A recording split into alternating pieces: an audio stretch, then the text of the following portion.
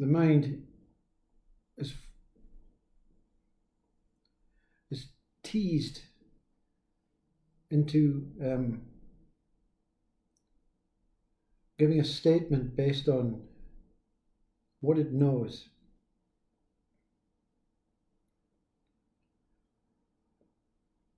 About that what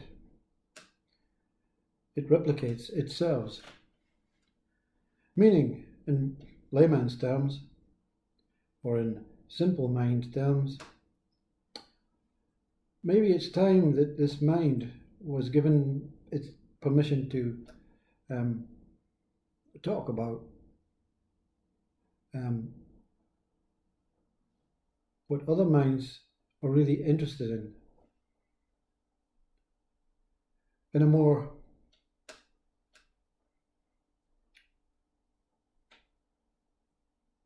intelligent, understanding way. So it's important that the mind makes, it's important for the mind. It's not important for that what it serves, but it's important for the mind to make comparisons on the shift in itself. So when this person was struggling with life, was struggling with mind, was 100% believing it was the body, it was, I would say it was believed that it had to follow suit through a kind of student to life with the teacher, everyone else except the student. So whatever anyone else said about life, the student had to agree and had to follow that pattern, that suit, that procedure, that way. For example, I believed I was born, I believed I was this name, I believed I had to go through the ABC of life, the chart. I had to get married, or I had to go to school, I had to get a job, I had to get married, I had to have children, I had to continue working until the body was actually no more able to work. And then if I'm fortunate, if life is fortunate, if the body is fortunate, I get to spend a few years and then I die. And I don't know what's going to happen after that. So that's the before, you see. And then there's the after. And we'll jump to the after, and then we'll go to the in-between, the change, the shift. So the after is,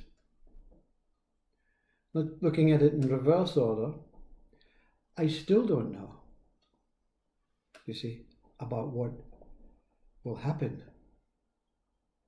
Because there's nothing really that happens. You know, questions are asked reincarnation, questions are asked 100% dark death, no more, black, finished. Soul transcends into the next stage. Heaven, paradise. If you're a good boy, good girl. I still don't know. But I do know. So it's a kind of not knowing that is on top of the list, acceptable. But there's nothing to know about the not knowing or the knowing. Now, let me try and explain. There's something within that knows. that there's no such thing as heaven, darkness, death, reincarnation, soul transcending.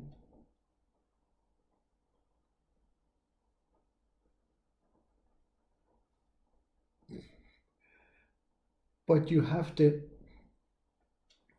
like the Bible and all biblical saints say, the mind has to give in to that, okay, I know these things in my mind because I created them in my mind, but I don't know what they truly mean.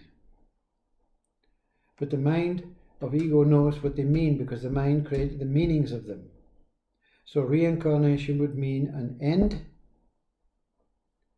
some sleep maybe, darkness, heaven, maybe hell. This is a transcending, and then a wakefulness into another body. You see? So they're all the same process, or in the same journey, but the mind puts them into sequence, you see?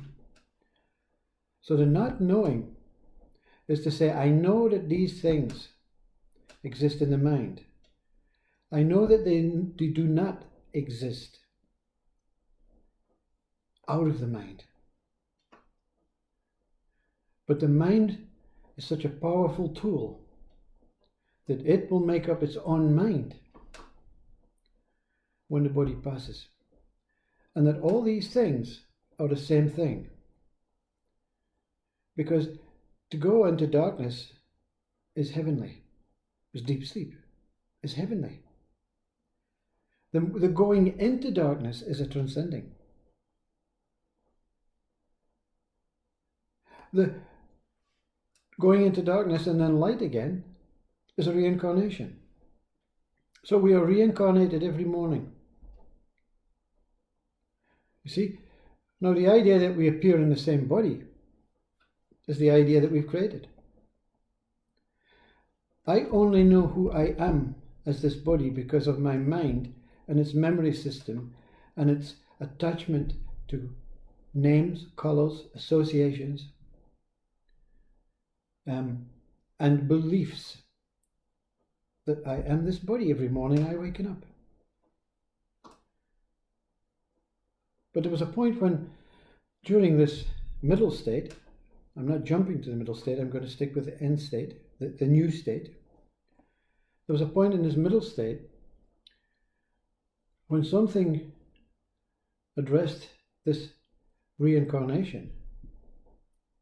And this reincarnation, if it exists, is happening with every breath. You see? In breath, here I am. Without names, without identifications, without knowledge, without intelligence, without mind, without states. Out breath, I die. In breath, a new one appears. You see?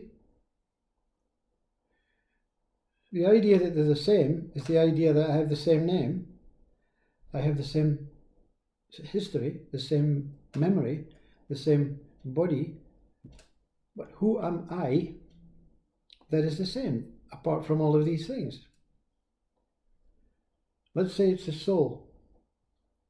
Let's say we are all, I am the soul. And there's billions of souls. So the soul comes in, the soul leaves through the outer breath, and another soul comes in, a different soul out. What ties these souls together is the name, is the identification. It's me, Graham. The programmed, inherited, institutionalized, if you want to call it, ingrained intelligence that was given or is saved, programmed, understood, saved. I am. Not only am I am the name, and I have a mind to memorize, or the mind itself, not I am. The mind comes in as different souls, and when it loses its memory, there won't be I am Graham.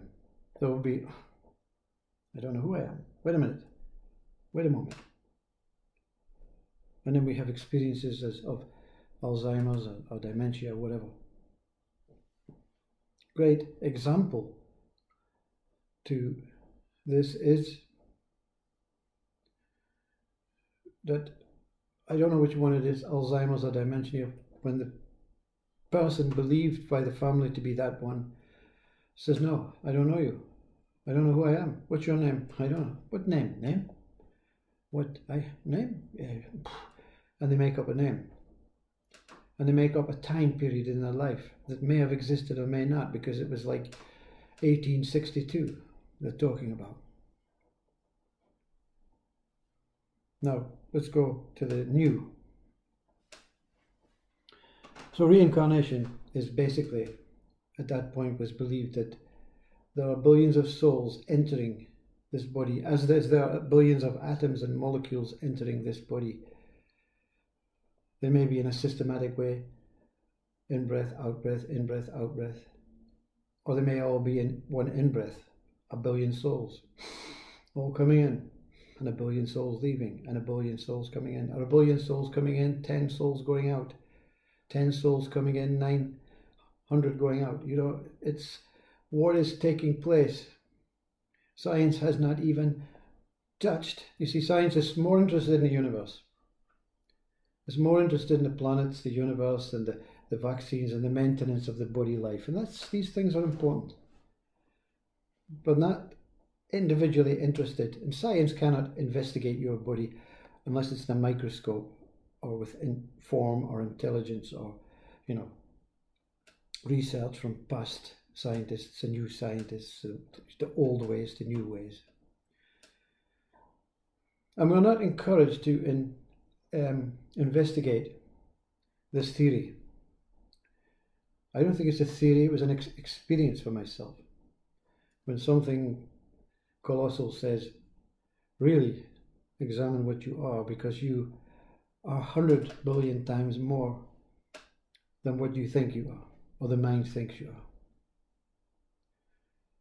And the mind also wants to know 100 million times more, and that's what mind does every day. I want to know more, I want to know more, I want to know more, I want to know more. And it's never happy with the end result, because it's not a true reflection of the end result. Because if the universe is changing so rapidly that our human eyes or even machinery cannot detect, how rapidly are you changing? But the idea is not to break everything down and say I'm billions of souls and billions of atoms and billions of molecules and billions of energies happening in a nanosecond. The idea is for ego, its job is to put everything together. I am one. So I'm not the person and the soul and the being and the spirit and the consciousness and the God and the body and the flesh. I am whole. So even in the human ego state, it still defines specifics about our body and a difference, a complete opposing value to human life, breathing life, against the other side of life, death and God and angels and heaven. So there's still a division, see? Even so, the whole of the non-dual, this is the after effect, the whole of the non-dual is to understand that there's no division. There's not even division in humans, but you don't want to go down that route, you see. You can only look at yourself, because you're speaking on behalf of other minds. That's why I find teaching, you know, I will touch on Christ's teaching or Buddha's teaching or Papaji's teaching or Ramana's teaching, but they're very, very, very solid teaching. Other teachers, like if I was to become a teacher, let's go and be non-dual, let's go to my satsang. It's not feasible. I mean, Jiddu Krishnamurti got so frustrated sitting up there. I understood every word he said.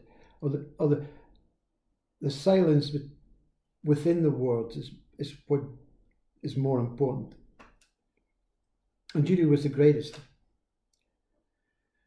But you could see him, Sirs, are you with me? Are you with me?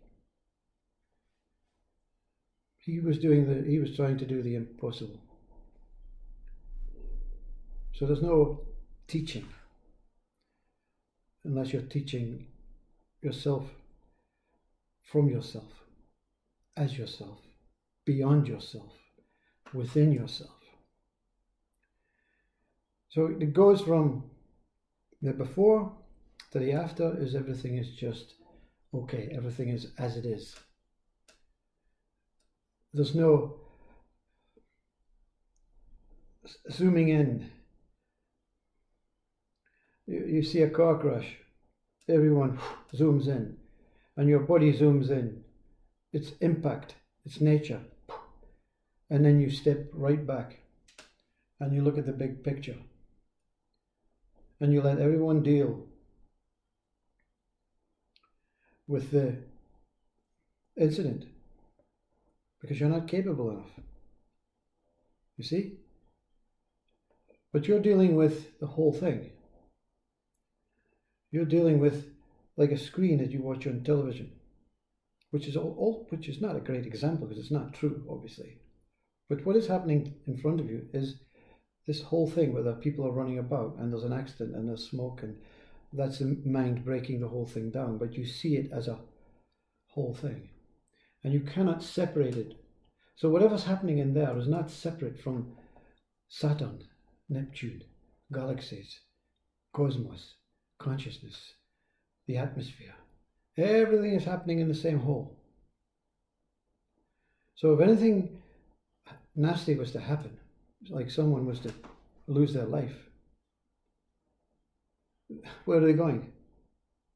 Where can they go? You see, when someone dies, most that are faced or confronted with death say, it's okay, I'm not frightened. But everyone else wants to hang on to the name, wants to hang on to the memories, wants to hang on. And of course it's natural, because that's what we create. We create attachment. We create relationships. We create needs. So it's very difficult for the mind just to say, oh, someone passes away. Yeah, I'm enlightened now. I'm non-dual. I see the whole. And you start crying and you say, why am I crying? Because of the love for that one that passed away, and because of the, the gratitude, and because of the, not of them passing away, but the gratitude for even knowing them, for even have the opportunity to embrace or talk or even make love with them. So you're of no use in a surgery room or in a car accident. So you say, well, what's the point of non-dual? Well, you see, this is the middle point now, you see. I didn't ask for it. I didn't seek for it. I didn't seek for God. I was happy. Or I thought I was happy. I was happy with this before life. I was, until the suffering came. Now the middle bit is really important, because it explains what I was speaking about: reincarnation, soul transcending, what we assume happens when we die. So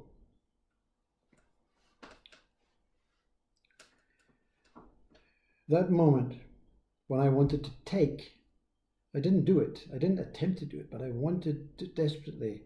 I'd had enough. I wanted to take my life. I knew I couldn't do that. I knew that was against all my nature, against all human existence. That's not what we're here to do. But the anger and the frustration and the anxiety and the stress and the depression, when it builds, and many have experienced it in more, we've all experienced it in small doses, but many have experienced it growing and growing and growing. And in that moment,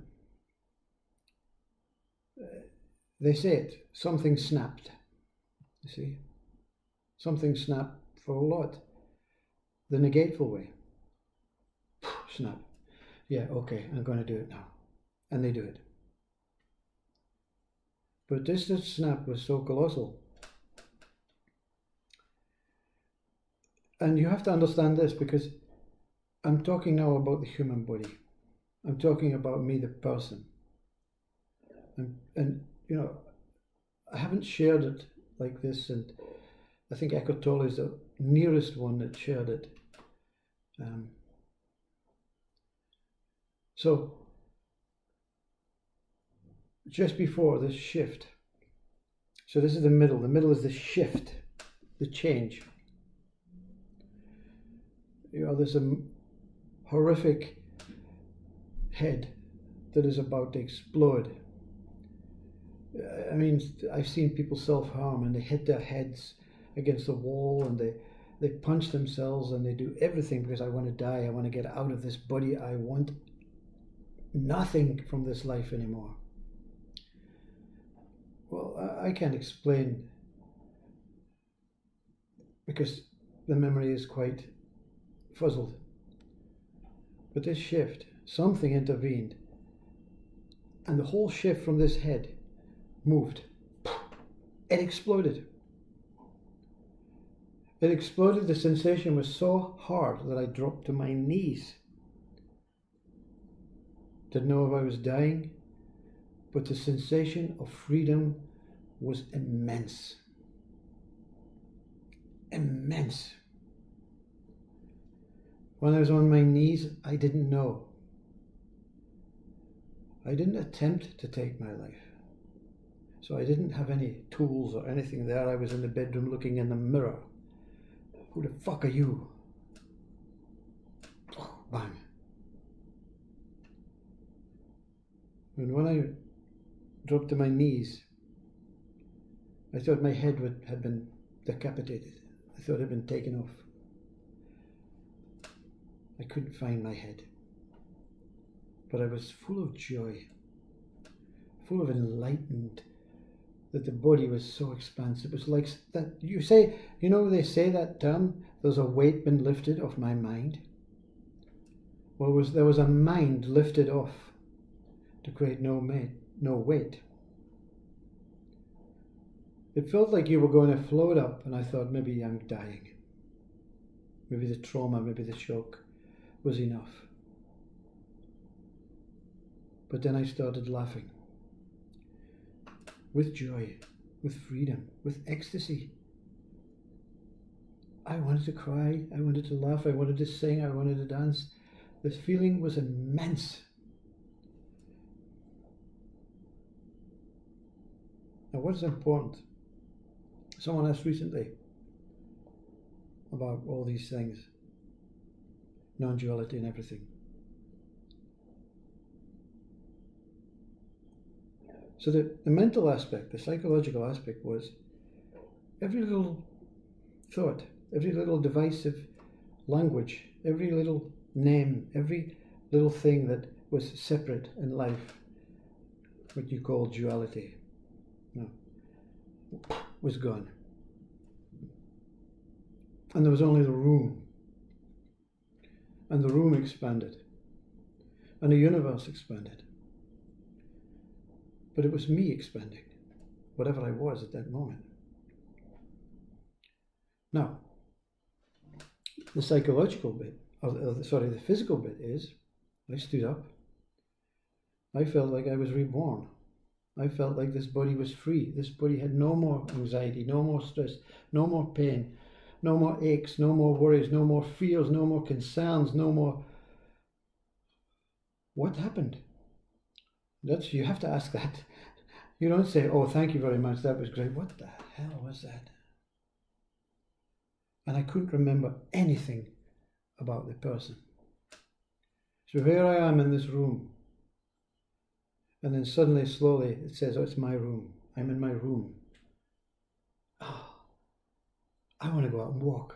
And I walked, and I walked, and I walked, and I walked into the forest of the trees. I stayed there for 40 days, 40 nights. I didn't even know about Christ. Before I knew nothing about God, I was seeking no God, seeking no Jesus, no Buddha, no religion, no science. Just a working man, following the rules and the guidelines, following the paths that I hated, that I despised, trying to fit in, trying to be successful, all the things that I knew was not natural to myself, maybe natural to you. I want to be famous. But I thought everyone else was expecting me to become famous. You see how you're conditioned through your family and through your television and through your schooling and your I hate education, I'm sorry. Put your kids to school, do what you have to do with them. But the education was disastrous. Because I was so intelligent. And I'm saying, why would I be intelligent when I'm happy being alive? Why do I want to be smart? Why do I want a specific kind of job when I'm so happy just to walk? Anyway, the physical is, there's no feeling in the head. Sometimes I get feeling when I get a migraine. I'm so happy to get a migraine.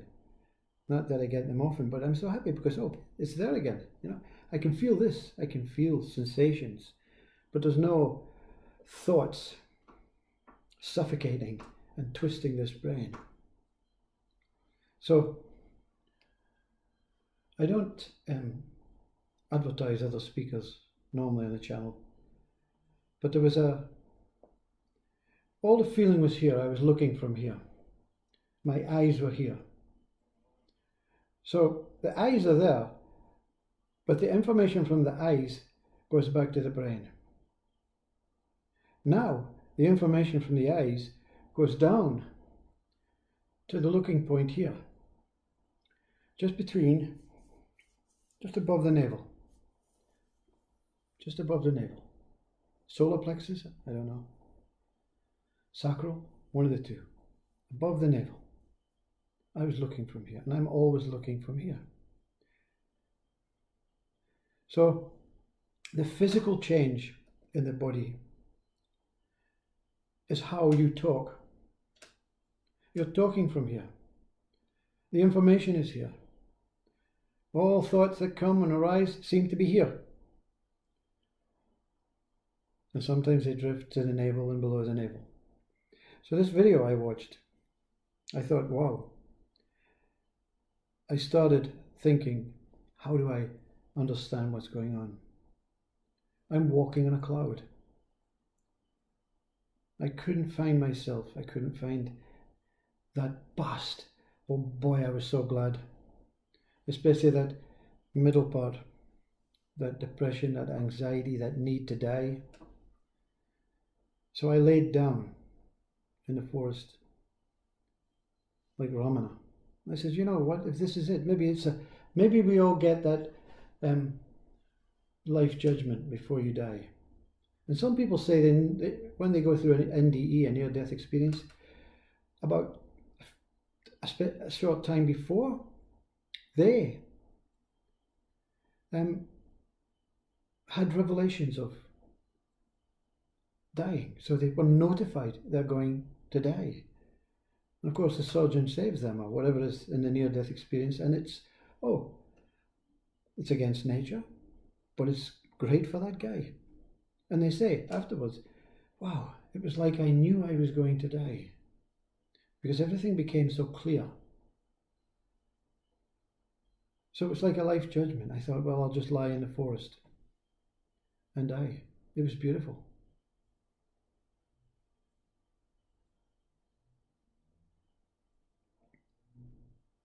And then that's when the enlightenment starts. That's when the Ramana Maharshi. So I did all the things that Ramana did without even knowing who this dude was, this guy was. I mean, if I went on to YouTube, which I didn't before, it would have been music, you know. It would have been watching, you know, some music. Not interested in politics, stories, religion, science, nothing. Absolutely nothing. But I had to know. And then I came across Ramana. I don't know how. Muji, Papaji, Sri Nisargadatta Maharaj, Jiddu, David Bohm, they all started to, you know, surround. And then I spent years meditating until I crossed the line and God says, back. And you've heard that one, that voice, one moment. Back. Where am I looking from and as what? Final question. The maple and the ribbons. I'm looking from the maple, I, as the ribbon, consciousness. And when the body dies, the ribbon will be cut off and a new ribbon will be born. Not for me. That's the job of consciousness and God. God is that what? There is only consciousness. And they say God consciousness. So when you speak about God, you're speaking about consciousness. When you're speaking about consciousness, you're speaking about God. So God is the whole of consciousness. So you become, in that moment, just that moment,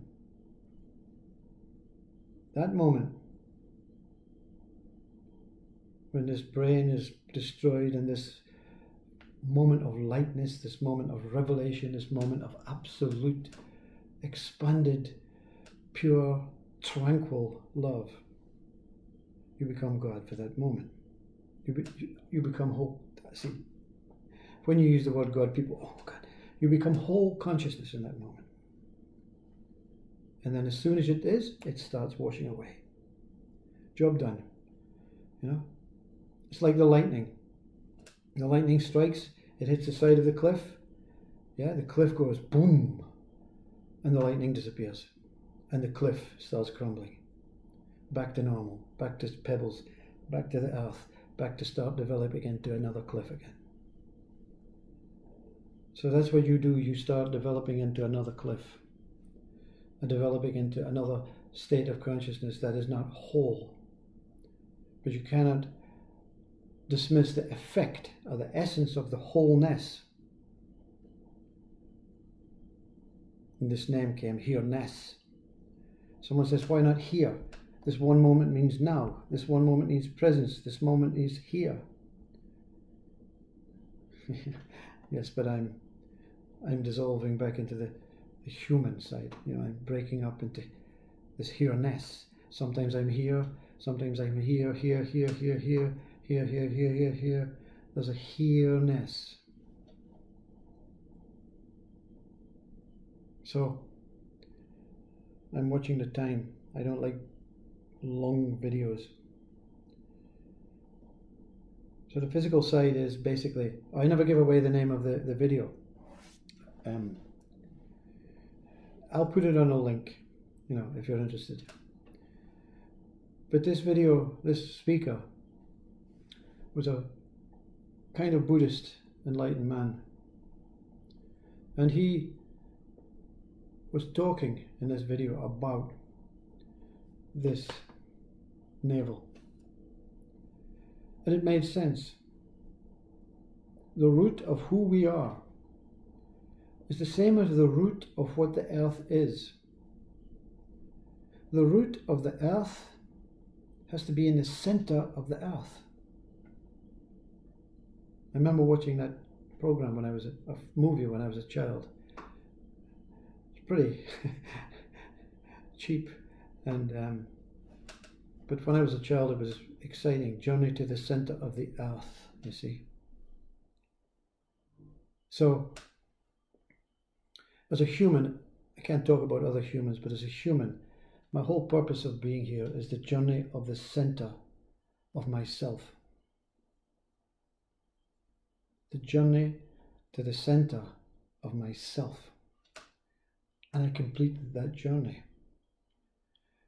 And then you read about Hindu and is it Vishnu and the inner umbilical cord, and that's a sensation you have. That the information is not going from the eyes to the brain anymore. The information is going from the eyes, bypassing the brain, into this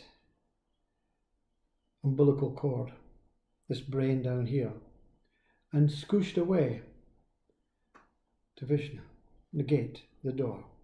So when you travel, when Assisi or Rumi said, I opened the door, or the door opened and I was on the inside, they have travelled the whole way down this invisible umbilical cord.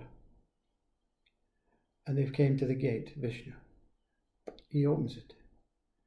Wow.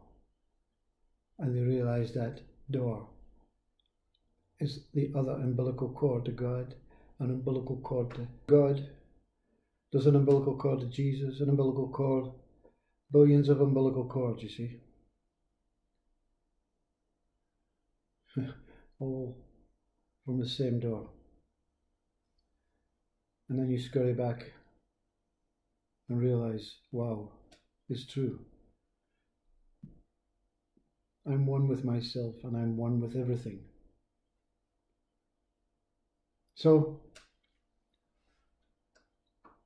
the shift, the physical shift in a human body, that's a spiritual, that's the, and we have to speak spiritual as if we're spiritual because it's the names that are associated with spirituality, the names that are associated with science. This is the problem with humanity. We create names and our mind says that name. Someone says, I love you. You know, that word is associated with my emotions, my feelings. You know, when you say that jar over there, and immediately the mind is associated with glass, with a natural element, with something maybe contained within it. You see, so the names basically tie you as if you're some sort of spiritualist, you're some sort of religious person, you're some sort of human person, you're some sort of soul person, you're some sort of atheist. So the name that you give yourself, I am, and the name that your parents give you, Graham, I am Graham, is enough. So that's all you should know about any single one, even though they're talking, unless they're talking with mind, adamant that they are this person, they are this body. So I'm talking about the jar. Forget what it's made of. You know, I'm interested in the jar. That's what my life is about, the jar. My life is about love. So if you're using words that are not associated with love, I'm not interested in you. And that's why we have division. That's why we have so many religions, so many people looking at different, you know, we're all looking from the same door. We all have different unique bodies. We all have different unique minds. We're all born to different unique countries, climates, conditioned cultures, programs, parents. But that's the mind, you see. The mind has made all that up. We're all born from the same door as the same thing, connected to the same umbilical cord. So unless you cut the internal umbilical cord, which is impossible, because you have no way of discovering it, you have no way of finding the tools. The umbilical cord is the root of yourself and the root of consciousness. But you have to travel down it. It's called the journey of I. You get to that point, and all you say is I. I.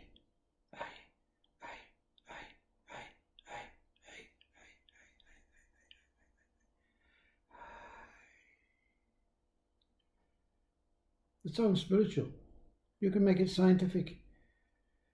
Enlightenment, I was told afterwards, that shift with the chemical ingredients of your brain. I said, well, that's great. But you think it's God, you think it's spirit. Well, there were things that were happening that are associated with Christ's journey, Ramina's journey, everything, and you felt this pure, holy, whatever it is within your whole beingness, your whole body and your whole personage and your whole spiritual essence of what you are, the whole consciousness. So you don't argue and say, no, it was religious, it was spiritual, it's nothing to do with the brain and biological and science. You don't say anything because you don't know what to say. You say, thank you for that. Thank you for telling me about the chemicals in the brain and the opiate, the dopamines and the serotonins and the opiates. And I accept that. If that's what took place, that's what took place. But they certainly haven't replaced. There's certainly no activity up here. But everything seems to be operating. I seem to be able to think. I seem to be able to do my job. But not from this place. From this place. So they say everything is heart. You know? Everything is based from heart. And they don't mean the organ. It is the heart of the body, the center of the universe. The navel. Watch this video from this man, see what you think. You know, it made me feel normal in connection with the process of being human. Human being human. In between the human and the being is a truth. In between the breath in and out is a truth. In between the light switch, when it's switched from on to off, there's a space when it's neither on nor off. That's the truth. The Sistine Chapel, when the two fingers meet, they don't meet, there's a space. The space is the truth.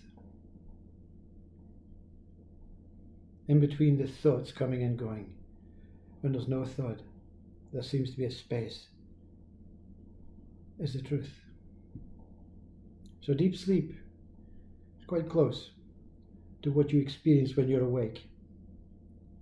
But you have all the utensils, all the ingredients to enjoy this deep sleep of wakefulness. I don't know how we got to this stage. Before I was a person and I didn't know, and now I don't know anything, not even that I'm a person. And I want to stay in this not knowing. I want to stay in this openness, this diverse way of looking and living life. I don't want fact. I don't want fiction. I just want being. I just want to be present here and living the truth as consciousness. And whatever it is, it is. And whatever takes place, it'll take place. And whatever does not take place, it will not take place. But here, I stay as here-ness. Namaste Om, thank you for listening. I hope it makes some side of sense. Keep the questions coming, and we'll see what happens. If it happens, it happens.